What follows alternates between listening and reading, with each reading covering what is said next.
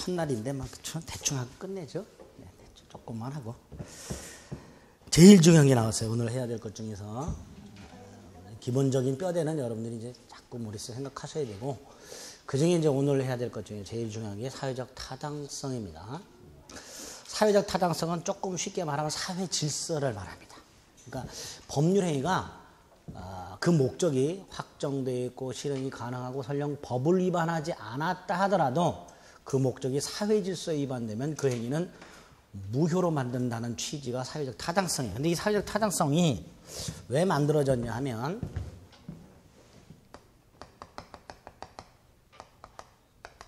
예를 들어서 갑과 을이 부첩계약을 했다. 이 부첩계약이란 말은 제가 쓰는 표현이 아니고 대법원이 쓰는 표현이에요. 부첩계약이란 게 뭔지 아시죠? 예.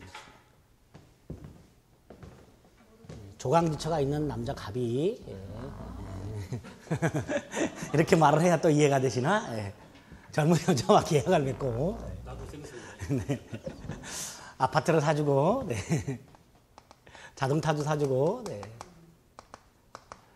생활비도 대주고 이런 거 이렇게. 자, 갑과 을이 일단 이렇게 계약을 했어요. 자, 목적이 확정돼 있죠? 실현이 가능하죠? 그 다음에 이제 적법성이 있냐 이 문제가 생겨요. 이 계약이 유효인지 무효인지 판단하려면 적법성을 갖췄는가에 판단해야 돼요. 적법할까요? 네, 적법해요. 왜? 아까 적법이 뭐라 그랬어요? 강행 규정을 위반하면 안 된다 그랬죠? 그런데 우리나라 법 중에 어느 법을 찾아봐도 부첩계약을 금지하는 법이 없어요. 부첩계약하지 마라. 네?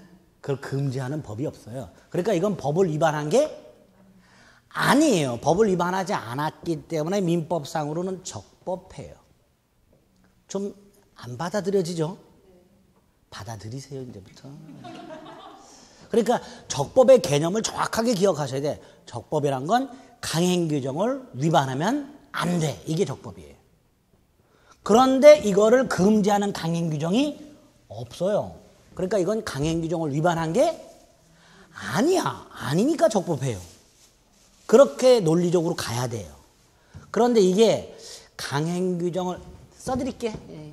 강행규정을 위반한 게 아니에요.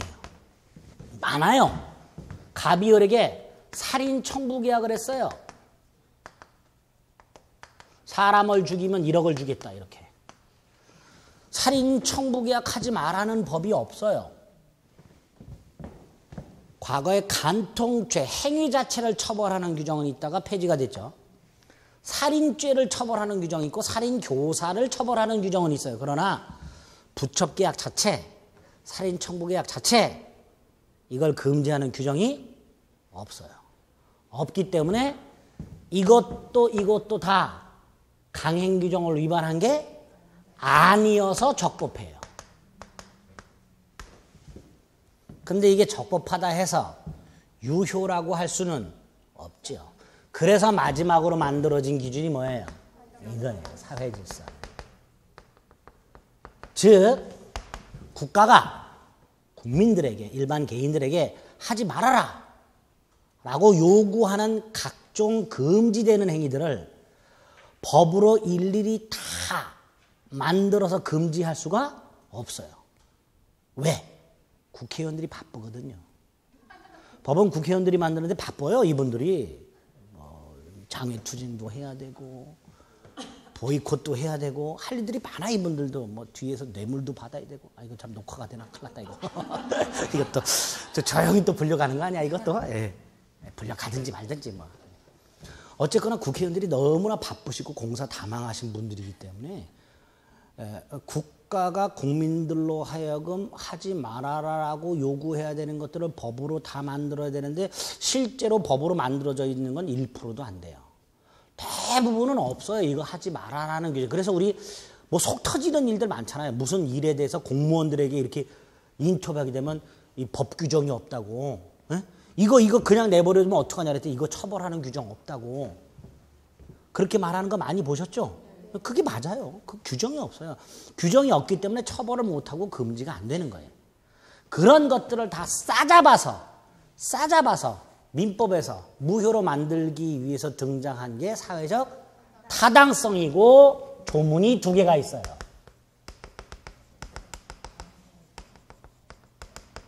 (103조) 반사회 질서 행위하고요. (104조) 불공정한 법률 행위하고.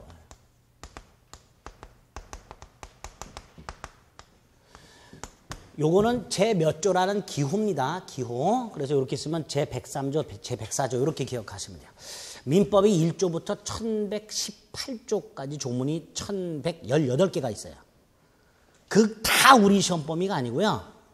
총칙은 103조부터가 우리 시험 범위예요. 그래서 1조부터 102조까지는 우리 시험 범위가 아니에요. 고맙게. 근데 그 103조가 이거예요. 반사회 질서. 그래서 이게 제일 중요한 거예요. 사회적 타당성이. 그래서 151페이지에 보면 목적의 사회적 타당성이라고 의의가 있어요. 법률의 목적이 사회적 타당성을 갖췄다는 것은 그 법률의 목적이 사회 질서에 반하지 않는다는 것을 의미한다. 민법은 사회적 타당성과 관련해서 103조 사회 질서를 위반한 법률 행위와 104조 불공정한 법률 행위를 규정하고 있다. 그중에 이게 일반적인 거고요. 요거는 반사회 질서 행위 속에 들어있지만 따로 뺀 거예요. 그러니까 불공정한 법률 행위도 반사회 질서 행위의 일종이에요. 반사회 질서 행위 일종인데 따로 빼놓은 거예요. 요거는. 그리고 요거는 폭리를 취하는 걸 말해요. 폭리 행위. 어쨌든 이렇게 두 가지 조문을 두고 있습니다. 그중에 103조를 보면 이렇게 돼 있죠. 선량한 풍속, 기타, 사회 질서에 위반한 사항을 내용으로 하는 법률 행위는 무효로 한다. 그럼 이런 생각을 하게 돼요. 선량한 풍속이 뭐지? 사회 질서가 뭐지? 개념 자체가 애매하지요. 애매하기 때문에 예를 들어 이런 거. 이런 계약이 유효인지 무효인지를 판단할 때는 사회 질서라는 기준이 들이밀어야 되는데 이게 사회 질서에 위반하는지 위반하지 않는지에 대해서 대부분은 판단이 가능해요. 아, 이건 사회 질서에 위반된다. 느낌, 사람이 감각적으로 아, 이건 사회 질서를 위반하는 행위야 아니야라고 대부분이 판단할 수가 있어요. 그런데 애매한 것들이 있어요. 예를 들어서 갑이라는 자가 마트를 가서 회칼을 하나 샀어요. 회칼을 사가지고 이걸 막 이렇게 제가 예를 드는 게 조금 좀 살벌해요. 그래서 인터넷에서 욕도 많이 해요. 이정환이 얘가 좀 이상하다고. 그래서 듣기 거북하다고 제 강의 안 듣는 분들도 있어요. 얘가 거북하다고. 할 수 없죠. 뭐 스님이 절이 싫으면 스님이 떠나야죠. 뭐 그렇죠. 저는 꿋꿋하게 예를 이런 걸 들어요.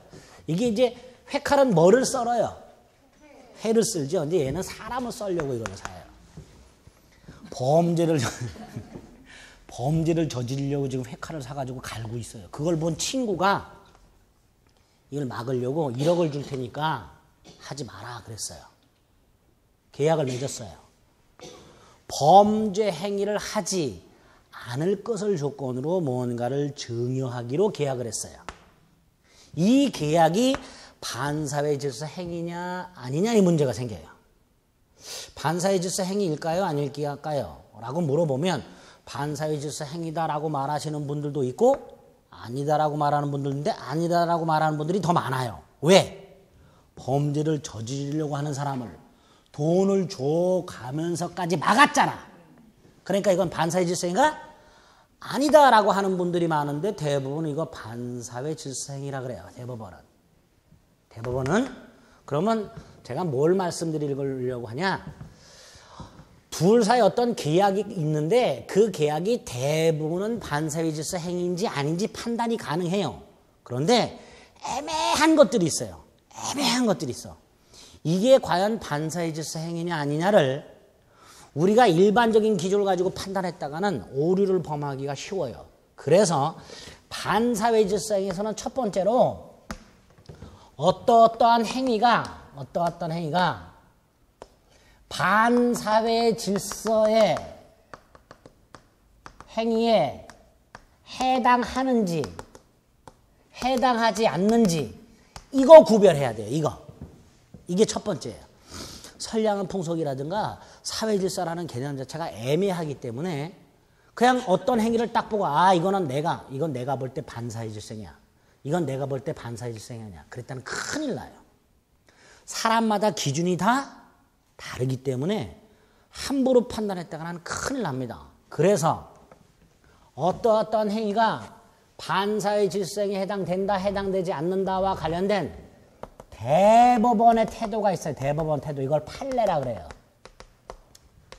반사회 질서에서 가장 먼저 공부해야 될 게 이거예요. 반사회 질서 행위인지 아닌지를 구별하는 거. 밑에 보면 한 장을 먼저 넘겨보세요. 152페이지에 보면 동그라미 3번에 찾으셨어요? 가운데 사회 질서를 위반한 법률 행위 유형이라고 해서 기억 정의관념에 반하는 행위, 니은 인륜에 반하는 행위, 거기에 보면 A 일부 일처제에 반하는 부첩계약, 디귿 개인의 자유를 지나치게 제한하는 거, 를 생존의 기초가 되는 재산 처분 행위, 미음 지나치게 사행적인 거, 도박 같은 거, 비읍 불공정한 법률 행위 이런 것들이 다 대법원이 반사회 질서 행위다 아니다라고 판단한 것들이에요. 이런 것들을 이제 나중에 구별하셔야 돼요. 지금은 구별 안 하셔도 되고 생각만 머릿속으로 해야 돼요. 구별해야 되겠구나. 그리고 이건 내 혼자 기준으로 판단하면 안 되고 대법원의 판례를 좀 구별해서 기억을 해야 되겠구나 이렇게 생각하세요. 이게 좀 많아요. 이게 첫 번째예요. 두 번째로 반사회 질서 행위에 해당되는 거. 우리 대법원이 이건 반사회 질서행위, 이건 반사회 질서행위, 이건 반사회 질서행위. 그러면 그 행위한 사람이 물어볼 거예요. 예를 들어서 이걸 대법원이 반사회 질서행위로 봐요. 그럼 이 사람 내가 돈도 많고 시간도 많아서 이걸 하겠다는데 법이 금지하는 것도 아닌데 이게 뭔 반사회 질서행위냐 이렇게 주장을 하는 경우가 있을 수 있죠. 그럼 법원은 아니다. 반사회 질서행위다. 그럼 얘는 근거를 대시오 그럴 거 아니에요. 이게 왜 반사회 질서행위인지 내가 납득할 만한 근거를 제시하시오 그럴 거 아니에요. 그럴 때 우리 대법원은 반사회 질서행위는 세 가지 형태가 있다. 이 세 가지 중에 하나에 해당되기 때문에 반사회 질서행위다 이렇게 말을 해요. 그 세 가지에 해당되는 게 앞에 있어요. 151페이지. 151페이지에 보면 동그라미 이번에 반사회 질서 행위의 모습이라고 돼 있죠. 거기에 보면 기억이 있고 니은이 있고 다음 페이지에 보면 리을이 있어요. 디귿 리을은 묶으세요. 디귿 리을은 묶으시면 돼요. 이 세 가지가 있어요. 세 가지가 있는데 세 가지 다 몰라도 되고요. 세 번째 거 지금 묶은 거 디귿하고 리을 요것만 좀 조심하시면 돼요. 다시 한번요. 반사회 질서 행위다 아니다 구별해야 되고요. 대표적인 게 부척계약 같은 거, 살인청부계약 같은 거 이런 게 반사회 질서 행위예요. 그런데 그 반사회 질서 행위에 해당되는 이유가 뭐냐? 세 가지 중에 하나에 해당되기 때문이다. 그 세 가지 중에 세 번째 거 동기불법이란 거 요것만 좀 조심하시면 돼요. 요 개념만 오늘 좀 머릿속에 넣습니다. 동기라는 것은 법률 행위, 그냥 쉽게 생각하세요. 계약을 하게 된 이유. 여러분들이 뭐 올리브영이나 이런 데 가셔가지고 주름 제거 크림을 하나 샀어요. 그걸 산 이유가 뭐예요? 주름 제거하려고. 그게 동기예요. 그게 동기야. 그런데 여러분들이 그걸 살 때 나 이거 주름 제거하려고 산다라고 동기를 밝혀야 될 의무가 있어요, 없어요? 없죠. 바지 주름을 피려고 살 수도 있지. 아니죠. 여기 주름. 이게 주름 제거 크림 사서 바르면 주름 제거돼요? 안 되죠. 왜 안 될까요? 바르는 방법이 잘못돼서 그렇죠. 이렇게 바르죠. 보통 이렇게 바르죠. 더 쭈글쭈글해. 이렇게 주름 결대로 발라야 돼요. 모르시는구나. 아시죠?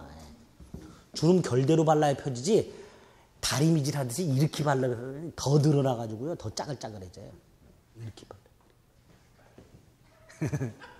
그게 동기예요. 계약을 하게 되니. 근데 이 동기는 지금 말씀드렸지만 형법적으로는 동기가 굉장히 중요해요. 범인을 찾아내려면 그 범죄를 한 동기가 뭐고 이 동기가 형량에도 영향을 미쳐요. 근데 민법에서는 동기가 아무런 의미가 없어요. 여러분들이 마트 같은 데 가서 물건 하나 사더라도 그거 사는 이유를 밝힐 의무도 없고 파는 사람도 그걸 물어보지 않아요. 그러니까 민법적으로 이 동기는 법률행위에 아무런 영향을 주지 않아요. 그 동기가 불법한 경우가 있어요. 다시 갑이요. 마트를 가서 회칼을 사요. 사는 이유가 있겠지요. 보통은 뭐 생선 같은 거 요리하려고 사겠죠. 근데 얘는 살려는 이유가 사람을 죽이려고 사요. 이게 동기의 불법이에요. 그런데 이런 거 마트에서 갑이 이런 거 칼 같은 거 살 때 농기구 가갖고 낫을 산다 그럴까요? 낫이 좀 더 살벌한가? 네. 낫이 좀 더 살벌한가? 네. 사람 죽이려고 낫을 사요. 그런데 농기구 파는 사람은 낫을 사가는 사람이 농사에 쓰려고 낫을 사간다고 생각하지 범죄에 쓰려고 사간다고 생각하지는 않겠지요. 그런데 얘는 범죄에 쓰려고 사요. 그게 동기의 불법이에요. 그런데 아까도 말씀드렸듯이 동기는 범죄에게 아무런 영향을 미치지 않아요. 않으니까 얘가 설령 낫을 사는 이유가 범죄를 저지를 목적으로 산다 하더라도 이 계약 자체는 반사의 질서가 아니어서 유효가 되는 거예요. 그래서 원칙이 유효해요. 반사의 질서가 아니에요. 아닌데 예외가 이제 우리 대법원이 얘기하는 게 있어요. 요게 표시가 됐어요. 낫을 사면서 농기구 주인한테 사람도 잘 잘리냐고 표시가 됐죠? 아니, 잘린다고 바꿀게. 사람 잘 죽냐고. 알지요? 팔면 돼요, 안 돼요? 안 되지요. 근데 팔았어요. 그럼 무효가 되겠다는 거예요. 그러니까 동기가 상대방한테 표시가 됐다. 그럼 을은 팔면 안 돼요. 팔면 반사의 질서가 되는 거예요. 또 하나는 표시를 안 했어요. 그런데 얘가 누군가에게 전화를 하면서 야, 낫이 모양새가 3개가 있는데 그 중에 어떤 게 사람이 잘 죽냐 뭐 이렇게 물어보는 전화를 하는데 들었어요. 얘가 직접 표시 안 했죠. 안 했는데 어쨌든 알려졌죠. 그럼 얘 팔면 돼요, 안 돼요? 또 안 되죠. 근데 팔았으면 반사의 질서가 되는 거예요. 결국 정리하면 동기가 불법하다 하더라도 그건 반사의 질서가 아니어서 유효한데 다만 그 불법한 동기가 상대방한테 표시가 되거나 알려진 경우 이때는 반사의 질서가 된다가 대법원의 태도예요. 그래서 반사의 질서행위 유형 중에 이거 and 상대방에게 표시가 되거나 알려진 동기가 반사의 질서적인 것을 포함한다 라고 말을 해요. 그게 디귿에 있는 내용이에요. 디귿을 읽어보면 뭐라고 돼 있어요? 표시되거나 상대방에게 알려진 법률행위 동기가 반사회 질서적인 경우를 포함한다 라고 돼 있죠? 그렇게 되어 있어요. 그래서 리을의 동기의 불법을 보면 이 동기의 불법이란 법률행위 자체는 사회질서에 반하지 않지만 당사자가 그 의사 표시를 하게 된 이유가 반사회 질서적인 경우를 말한다. 일단 동기가 불법한 경우에도 원칙적으로 그 법률행위는 유효하다. 예를 들어서 을이 도박 장소로 사용하는 의도로 갑의 주택을 임대했다 하더라도 그 계약 자체는 유효하다. 다만 예외적으로 무효가 되는 경우 불법한 동기가 상대방에게 표시되거나 알려진 경우에는 무효가 된다. 그래서 을이 갑의 주택을 빌려가지고 도박 장소로 사용하고자 하는 동기를 갑에게 표시를 했거나 또는 갑에게 어찌어찌 알려졌을 때 이럴 때 갑은 임대를 해서는 안 되는데 그럼에도 불구하고 임대를 했다면 그때는 반사회 질서행위로 무효가 된다. 이렇게 처리를 하게 됩니다. 여기까지 됐죠? 네, 여기까지 됐어요. 그래서 일단 크게 103조와 관련해서는 두 덩어리를 봐야 되는데 그 중에 한 덩어리가 이거예요. 사회질서에 반하는지 아닌지 판단하는 거 한 덩어리하고 두 번째로 사회질서에 반하는 행위가 3가지 유형인데 그 중에 동기불법의 개념을 잡는 거 하고 이게 한 세트예요. 또 하나가 152페이지 맨 밑에 보면 부동산 이중매매가 나옵니다.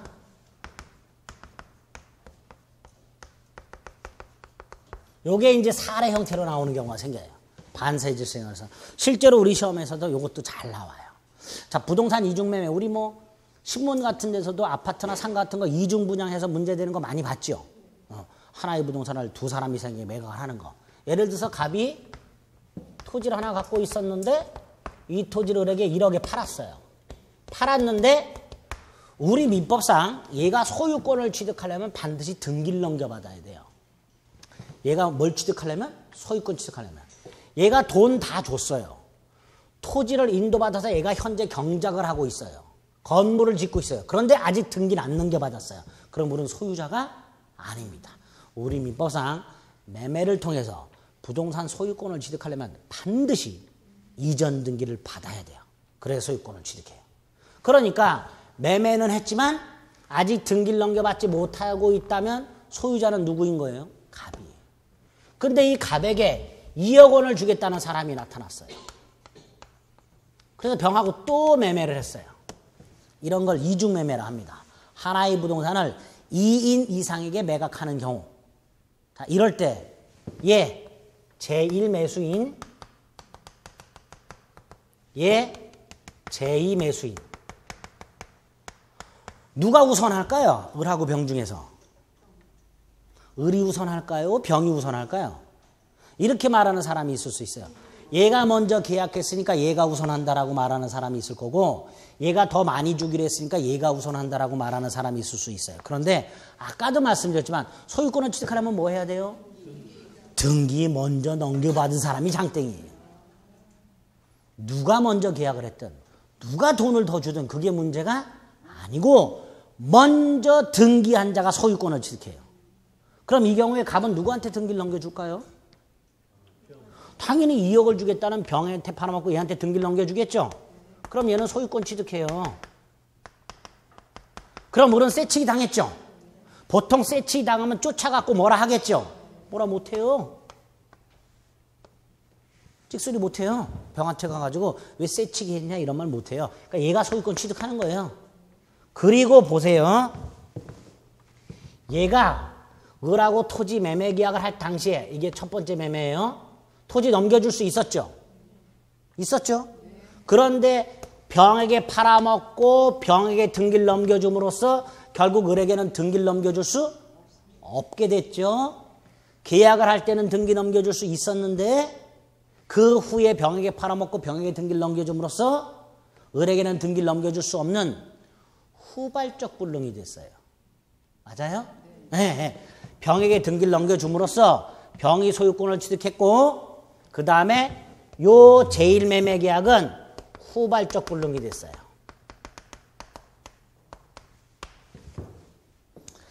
후발적 불능이 됐다 하더라도 계약은 아까 유효다 무효다? 유효라 그랬어요. 계약이 유효하기 때문에 여전히 갑은을에게 등기를 넘겨줄 의무가 있는데 등기를 넘겨줄 수가 없게 됐죠. 그래서 을은 갑에게 다른 책임을 추구합니다. 그 책임이 채무 불이행 책임이에요.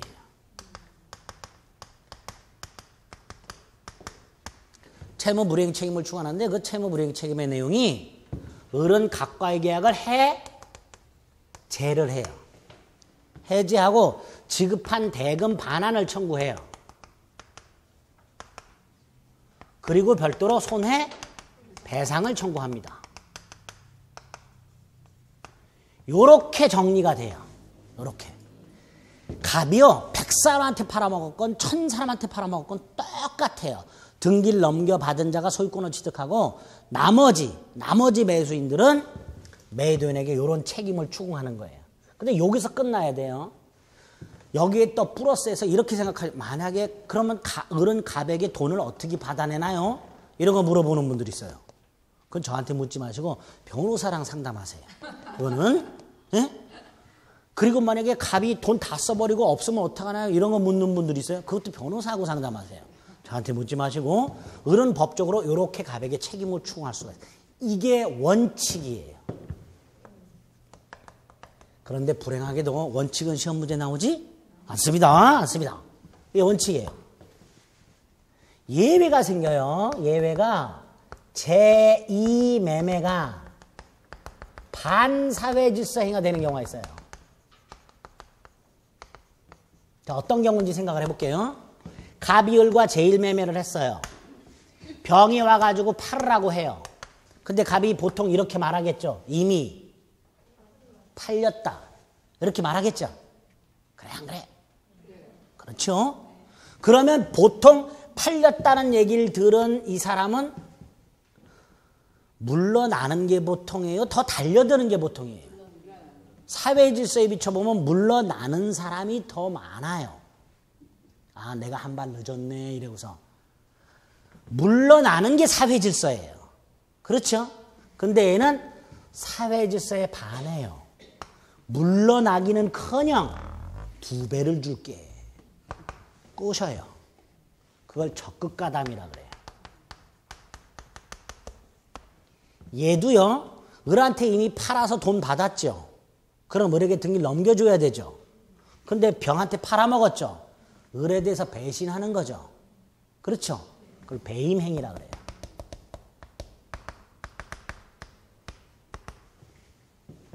이렇게 제2매매 계약이 매도인의 제1매수인에 대한 배신행위와 그 배신행위에 제2매수인이 어떻게 가담? 적극적으로 가담하게 되면 반사회 질서행위로 무효가 된다라고 판례가 얘기합니다. 이게 대법원의 요건이에요. 2가지 요건, 매도인의 배임행위와 제2매수인의 적극가담행위. 왜 적극가담이 필요하냐면 잘 보세요. 얘가 갑한테 가서 땅 팔아라 그랬어요. 그랬더니 갑이 팔렸는데 그래요. 그러면 아예 한 발 늦었네. 돌아갈라 그래요. 그랬더니 갑이 싹 잡아요. 2배 주면 너한테 팔게. 얘가 먼저 꼬셔요. 그럼 얘는 에이 그 을한 사람한테 팔았는데 사람이 어떻게 그럴 수 있냐. 그랬더니 얘가 그래? 그럼 0.5배 주면 팔게. 그랬더니 얘도 마음이 흔들려. 그래서 0.5배 주고 샀어. 이건 적극가담이 아닌 거예요. 얘가 말하는 여기서 말하는 적극가담이란 팔 생각이 없었던 배신행위를 할 생각이 없었던 매도인을 꼬셔서 배신을 하게 하는 행위를 적극가담이라고 하는 거예요. 그게 사회질서에 위반되는 거예요. 그래서 제2매매가 반사회질서행위로서 무효가 되는 경우가 있는데 그 무효가 되기 위해서는 2가지 요건을 갖춰야 된다. 매도인의 제1매도에 대한 배신행위와 제2매수인이 적극 가담하는 행위. 그러면 요게 무효가 되고 갑병 매매가 무효기 때문에 병등기도 무효가 돼요. 병등기가 무효라는 건 병은 소유자가 아니라는 거예요. 소유자가 아니라는 거예요. 문제가 생겼어요. 얘가 이걸 팔았어요. 지금 이 부동산은 병의 이름으로 등기가 돼 있겠죠. 그렇죠? 병이 자기 거라고 팔았어요. 얘 모르고 사겠죠. 병이 무효라고 말하고 팔아먹는 경우도 있고 말 안 하고 팔아먹는 경우도 있을 수 있어요. 그러니까 이 정은 이게 무효라는 사실을 모르고 있는 경우도 있고 알고 있는 경우도 있을 수가 있어요. 모르는 걸 민법에서는 선의라 하고요. 알고 있는 걸 악의라 그래요. 선의 악의가 좋은 의미 나쁜 의미가 아니에요. 뭔가를 모른다 안다가 선의 악의예요. 그런데 아무리 얘가 병과 이 부동산을 매매했다 하더라도 병은 소유자가 아니기 때문에 얘도 소유권을 취득할 수가 없어요. 이런 문제가 생겨요. 이 심각해져요 아주. 그래서 똥 밟은 정이 생겨요. 똥 밟았죠? 억울하죠? 억울해요. 억울한 정이 생겨요. 그래서 이중매매가 어려워요. 이 정까지 나오게 되면. 그런데 지금 이제 그것까지는 기억하지 마시고 이중매매가 반사회 질서행위와 관련해서 문제가 될 수 있는데 원칙, 먼저 등기한 자가 소유권을 취득하고 등기를 넘겨받지 못한 매수인은 매도인에 대해서만 채무 불이행 책임을 추궁할 수 있다. 이렇게만 기억을 하시면 돼요. 다만 제2매매가 반사회 질서행위로 무효가 되는 경우가 있다.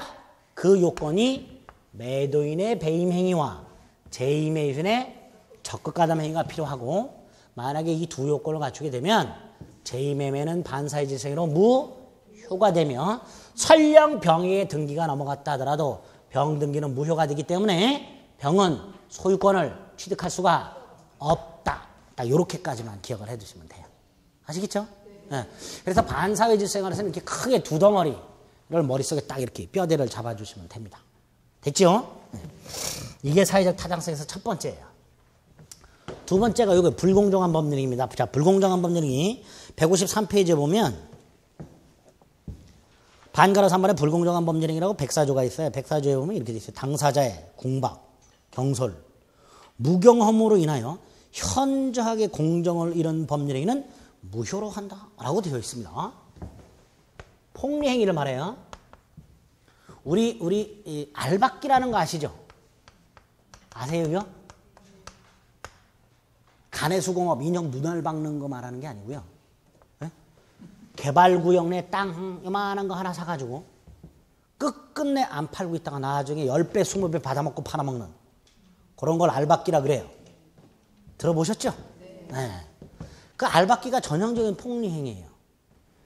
개발구역, 제가 아는 분도 한 분이 여러 필지, 소유자가 다른 여러 필지 땅을 사가지고 묶어서 건물을 하나 크게 개발하려고 땅을 조금씩 매수했는데 그 땅 둘레 이렇게 생긴 땅을 끝끝내 안 파는 사람이 한 분 있었어요. 이렇게 생긴 땅을. 끝끝내 안 팔아. 죽어도 안 팔아. 결국 못 샀어요. 이 사람이 요구하는 게 10배가 넘어요. 시가에. 그러니까 결국 못 샀어요. 이런 것들이 다 뭐가 되는 거예요?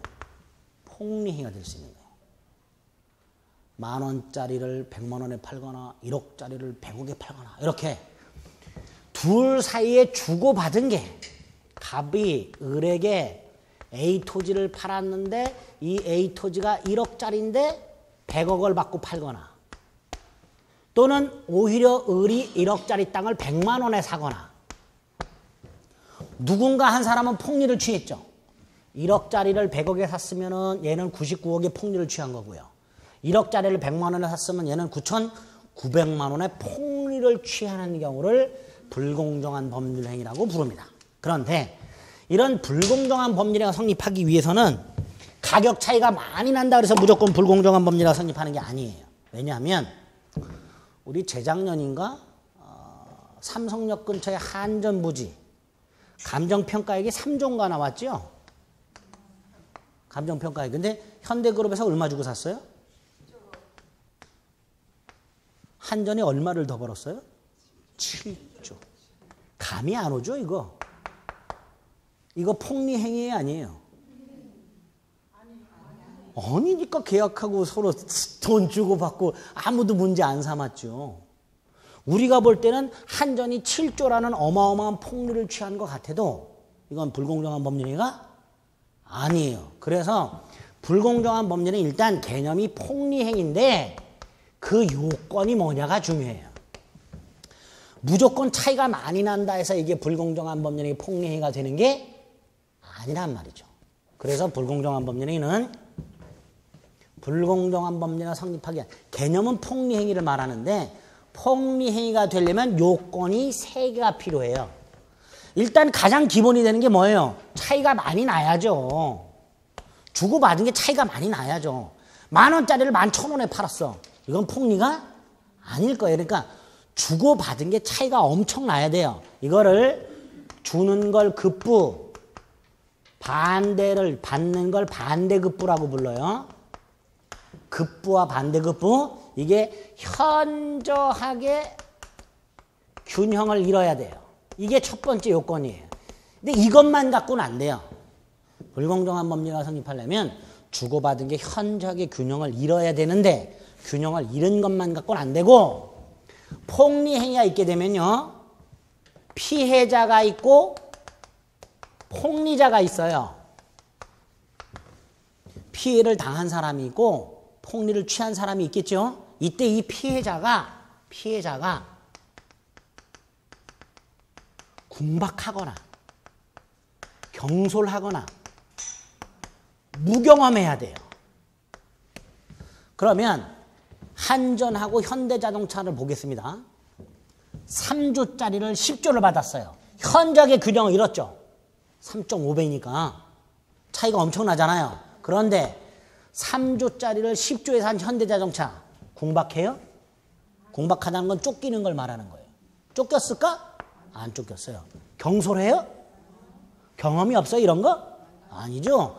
현대자동차는 궁박하지도 경솔하지도 경험이 없지도 않아요. 그러니까 여기에서 걸린 거예요. 그래서 불공정한 법률이 아닌 거예요. 불공정한 법률을 성립하려면 피해자가 궁박, 경솔 또는 무경험해야 돼요. 세 번째로요. 잘 보세요. 갑이라는 사람이 100만 원짜리 물건이 있는데 돈이 급해요. 을한테 사라 그랬어요. 한 70만 원에 사라. 그런데 얘는 이 물건이 전혀 필요가 없어요. 70만 원이 아니라 7만 원도 살 생각이 없어요. 을은. 그랬더니 갑이 야 이거 다른 데 팔아먹을 때는 없고 네가 꼭 좀 사주라. 그래서 결국은 갑이 10만 원에 을한테 팔았어요. 을은 10만 원 주고도 살 생각이 없었어요. 이거를. 그냥 도와주는 셈 치고 10만 원에 샀어요. 이럴 때 주고받은 게 차이가 10배죠. 얘는 굉장히 급하죠. 근데 얘 갑을 이용해서 갑의 그런 상태를 이용해서 폭리를 취할 생각이 있었어요? 없었어요? 없었어요. 그럼 이건 불공정한 법률이가 아닌 거예요. 예를 들어서 여러분들이 길을 가고 있는데 눈물의 땡처분, 부도 대처분. 그래서 10,000원짜리 빤스가 1,000원에 10개. 한 장당 10,000원짜리 빤스가 1,000원에 10개. 이렇게 팔고 있어요. 자, 그럼 내가 이걸 보고 한 개당 10,000원짜리 빤스를 1,000원에 10개를 주고 샀으니까 한 개당 100원 주고 산 거죠. 그럼 100배의 이득을 취했죠. 주고받은 게 현저하게 균형을 잃었어요. 두 번째로 파는 사람은 부도가 났어요. 굉장히 쫓기고 있어요. 그렇죠? 그런데 부도난 회사를 그 궁박한 상태를 이용해서 폭리를 취해야지라고 생각하고 빤스를 샀어요? 아니죠? 좋은 빤스 저렴한 가격에 산다라고 생각하고 샀죠? 그러니까 불공정한 범죄가 아닌 거예요. 그래서 불공정한 법률을 성립하려면 폭리자의 머릿속에는 이게 있어야 된다라고 얘기를 해요. 폭리의사. 폭리를 취해야지 이런 생각. 우리 벼루기에 간이 있다는 거 알죠? 근데 대부분의 사람들이 그거 빼먹을 생각해요? 안 해요? 안 하는데 요놈은 해. 벼루기 간이 있다는 건 다 알아. 다 알지만 그걸 빼먹을 생각은 안 하는데 요놈은 해요. 벼룩이 간을 빼먹을 생각. 이게 폭리의사예요. 그래서 불공정한 법률행위는 반사회 질서 행위의 일종이고 단 조문을 따로 뽑아놨는데 그 의미는 폭리행위를 말한다. 다만 폭리행위가 성립하려면 요건을 3가지를 갖추고 있어야 된다. 요 3가지를 머릿속에 딱 넣으셔야 돼요. 그리고 나서 이제 여기와 관련된 구체적인 몇 가지를 더 추가하면 돼요. 머릿속에 불공정한 법률을 성립하게 한 요건 3가지, 급부와 반대급부, 현저한 불균형, 피해자가 궁박하거나 궁박한 건 쫓기는 거 말해요. 또는 경솔하다, 생각이 사려 깊지 못하다, 또는 경험이 굉장히 부족하다. 이런 3가지 중에 하나, 그거를 이용해서 폭리를 취하려는 생각을 폭리자가 해야 한다. 이 3가지 요건을 갖추게 되면 불공정한 법률을 성립하게 되고 그 행위는 무효과된다. 이렇게 기억을 하시면 돼요. 여기까지가 사회적 타당성에 대한 기본적인 내용이 됩니다. 여기까지만 보시면 돼요. 나머지는 안 보셔도 돼요. 자, 그러면 법률행위의 일반적인 효력 요건 중에서 목적이 갖춰야 될 요건 4가지. 확정성, 가능성, 적법성, 사회적 타당성 4가지 기본적인 뼈대를 잡았어요. 뼈대를 잡았는데 그 전에 해야 될 게 하나가 있어요. 뭐냐면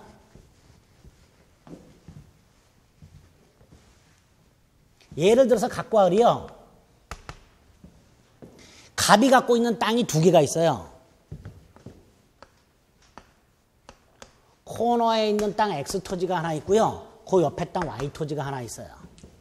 땅값이 어느 게 더 셀까요? X토지가 더 세겠죠. 근데 갑과 을이 현장에 갔어요. 요 놈이 갑, 요 놈이 을.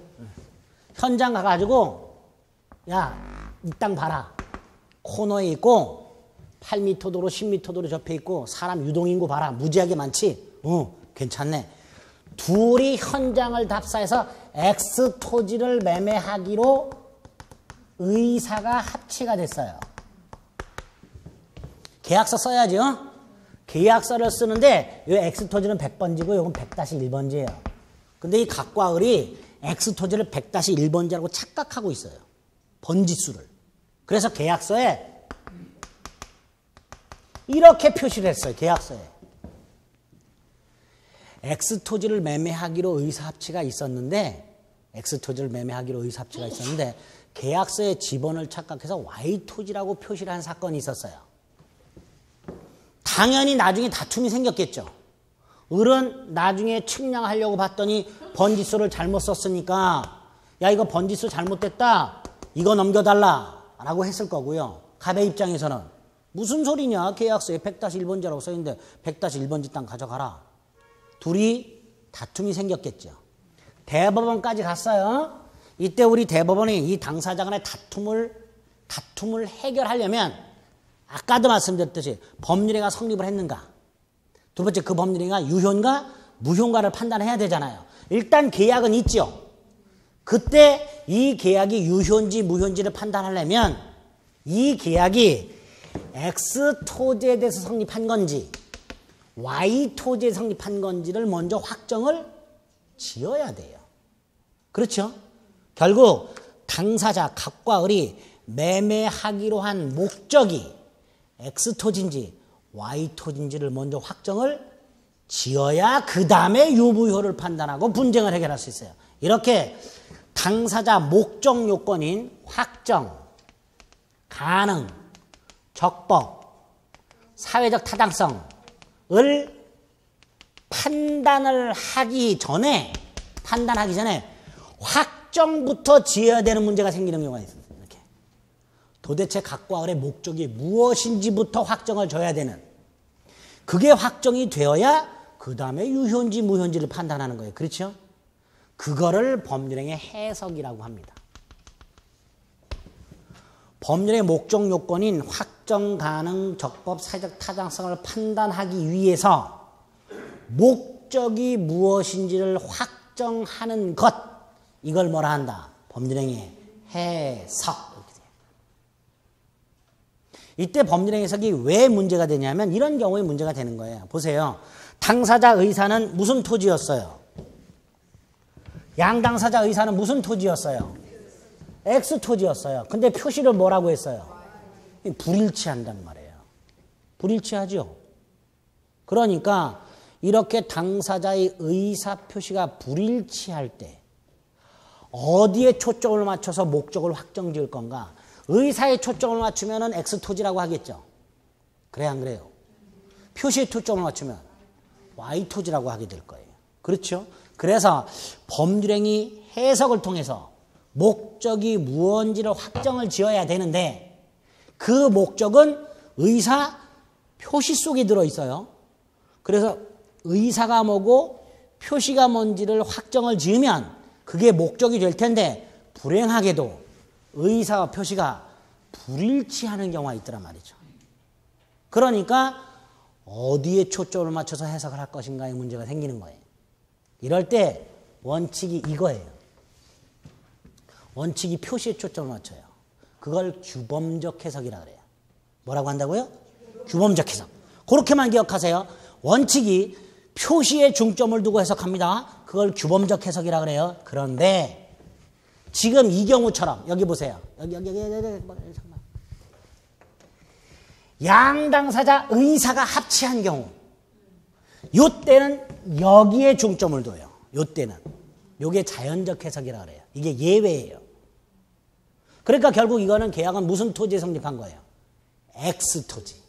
자, 이렇게 하면 좀 그래도 계약서에 Y 토지라고 되는 이렇게 생각하시는 분들이 있을 텐데 1억짜리 땅을 갑과 을이 팔면서 1억에 매매하기로 의사합치가 있었어요.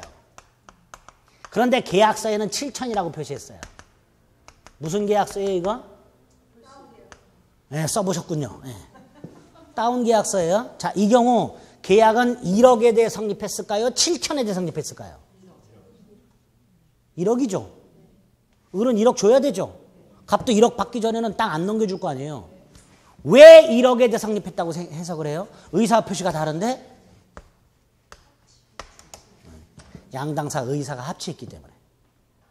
이렇게 법률의 목적이 무엇인지를 확정을 지어야 그 다음에 뭐 가능한지 적법한지 사회적 타당성이 있는지를 판단하는데 확정을 못 짓는 경우가 생겨요. 이렇게 의사 표시가 불일치해서. 그럴 때 원칙이 뭐다? 표시에 중점을 둔다. 원칙이 그걸 뭐라 한다? 규범적 해석이라 한다. 예? 그런데 예외적으로 양당사자의 뭐가? 의사가 합치할 때는 의사에 중점을 둔다. 이걸 자연적 해석이라 그래요. 올해 요게 또 시험 문제 나왔어요. 그대로 나왔어요. 각과 사이에 X토지 매매 의사합치가 있었으나 지번착오를 켜서 Y토지라고 표시했다. 옳은 것은 1번 계약은 X토지에 대해서 유효하게 성립하였다. 이게 답. 이게 답이야. 이게 올해 문제 답이야. 쉽죠? 안 쉬워요? 아, 쉽다고 자꾸 자기 최면을 걸어요? 네, 쉬워요. 이렇게. 더 복잡한 건데 그건 지금 하면 지진나고요. 지금 지진나고 해석이 무엇인지 그 다음에 뭐를 원칙으로 하는지 다만 예외적으로 의사에 중점을 두는 자연적 해석이라는 게 있는데 그거를 요거 가지고 기억을 해두자. 이걸 가지고. 그렇게 해석을 기억하면 돼요. 그래서 해석에 의의가 있어요. 읽지 마세요. 의의에 보면 5번째 줄 예를 들어 각과 을의 A 토지를 현장 답사한 후 A 토지를 매매하기로 의사가 일치했으나 계약서에는 지번에 관한 착오를 해서 이웃판 B 토지로 표시한 경우 계약은 A 토지와 B 토지 중 어느 토지에 대해서 성립한 것인지 문제가 되고 이때 법률행위를 해석하게 된다. 그랬죠? 그렇죠? 해석이 필요하단 말이에요. 그래서 밑에 3번에 보면 자연적 해석과 오른쪽 규범적 해석 두 가지가 있고 규범적 해석이 원칙이 돼. 규범적 해석이 원칙이 돼. 예외적으로 무슨 해석을 하게 된다? 자연적 해석을 하게 된다. 그렇게만 기억하시면 됩니다. 됐죠? 오늘 기억해야 될 내용들이 이 정도예요. 그래서 목적과 관련된 처음 시작이 민법이 어떤 거고 민법이 법률 사실, 법률 요건, 법률 효과로 구성이 돼 있고 그 중에 법률 요건 중에 법률 행위가 핵심 개념이고 법률 행위는 의의가 있고 종류가 있었고 종류의 단독행위, 계약, 합동행위 구별하고 요건의 성립요건과 효력요건이 있었고 그 중에서도 효력요건, 일반적 효력요건과 특별 효력요건이 있었는데 그 중에 일반적 효력요건 중에 목적이라는 놈이 갖춰야 될 요건 4개를 지금 본 거예요. 그렇죠? 두 번째가 뭐였어요? 의사표시 요건이었어요. 그게 156페이지에 있습니다. 의사표시라고 해서 의사표시 총설, 의사표시의 의의, 의사표시의 특징 이렇게 나와 있죠? 기본적인 뼈대만 잡고 오늘 끝을 낼게요. 자, 민법 총칙의 두 번째 덩어리 목적 요건은 받고 의사표시 요건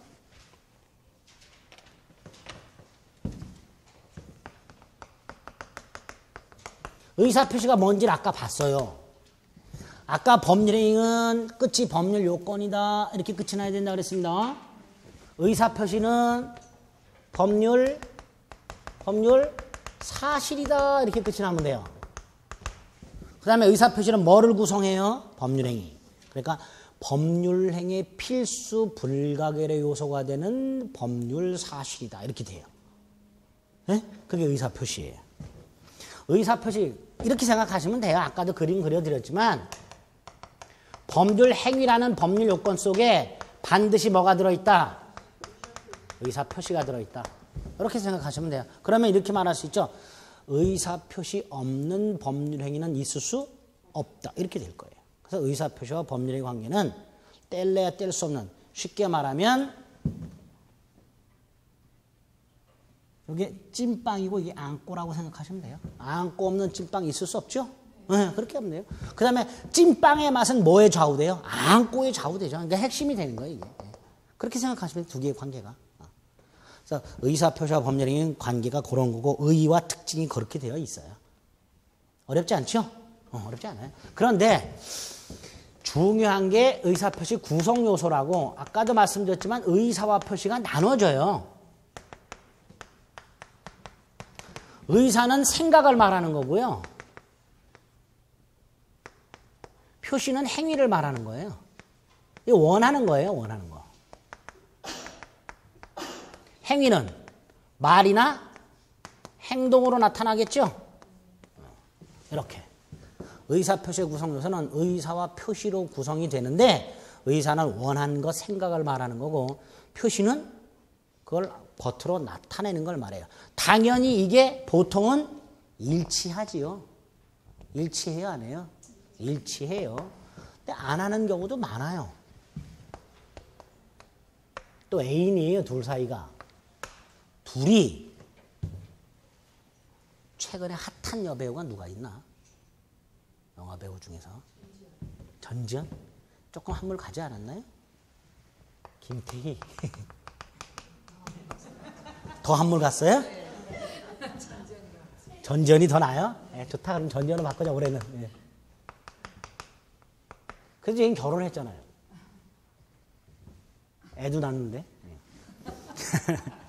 전지현이 나오는 영화를 보고 있어요. 침 질질 흘리겠죠. 물어봐요. 전지현이 이뻐, 내가 이뻐. 꼭 물어보죠. 답이 어떻게 나올지 뻔히 알면서도 물어봐요, 여자분들은. 이때 남자분들은 생사의 기로에 서 있어요. 잘못 말할 때는 죽어요. 생각은 누구예요? 근데 표시는 뭐라 그래야 돼요? 불일치해요. 불일치하죠? 이런 경우가 생겨요. 이렇게 불일치하면 어떻게 해야 될 것이냐의 문제가 생겨요. 그래서 의사표시가 의사표시한 대로 효과가 생기려면 일단은 의사표시가 일치해야 되고 그 다음에 외부적 간섭이 없어야 된다. 이런 게 나오게 돼요. 그래서 만약에 불일치하거나 또는 일치는 하지만 하자가 있는 거. 하자는 두 가지예요. 사기하고 강박하고. 강박은 협박이라고 생각하시면 돼요. 요 두 가지 경우에 어떻게 처리를 할 것이냐의 문제가 생겨요. 이거를 묶어갖고 비정상적 의사표시라고 하고요.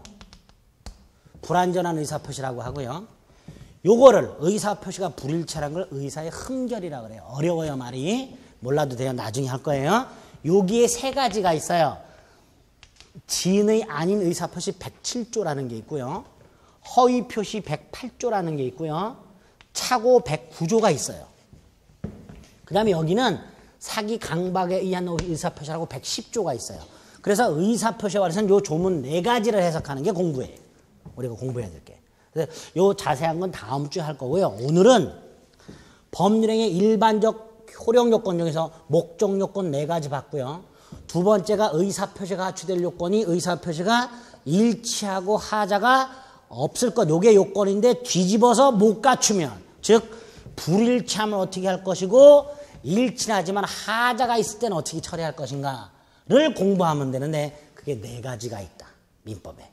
그 네 가지를 공부하면 되는 거예요. 아시겠죠? 요렇게만 오늘 뼈대를 잡아주시면 돼요. 그리고 구체적으로 107조부터 110조까지는 다음 주에 할 겁니다. 아시겠죠? 집에 가셔서 책벌 생각하지 마시고 인강만 꼭 한 번만, 네? 한번 처음부터 빡세게 하지 말고. 네? 인강 한 번 듣는 거 빡세게 하는 게 아니잖아요. 한 번 들으실 게 빡센 거예요? 17강요? 그건 또 뭐예요? 아이, 오늘 거만 3개예요. 오늘 거만 3개. 아직 이거 올해 거, 오늘이 처음인데 뭘 이거 말해. 오늘 거만 3개. 괜히 그 지치셔요, 나중에. 오늘 거만 3개. 예? 그거만 다음 주까지 한 번만 딱 듣고 오세요. 아시겠죠? 네. 오늘 여기까지 하겠습니다. 수고하셨습니다.